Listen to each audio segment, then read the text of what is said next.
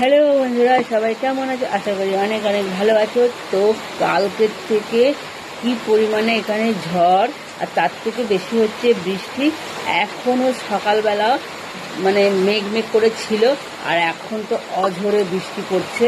দেখো, তোমাদেরকে আমি আমার এই দোকানের ভেতর থেকে দেখাচ্ছি কি পরিমাণে বৃষ্টি হচ্ছে। দেখো, রাস্তার দিকটা দেখাচ্ছি, একটু ঘরের সাইড থেকে আমি বাইরে যেতে পারছি না বৃষ্টির জন্য।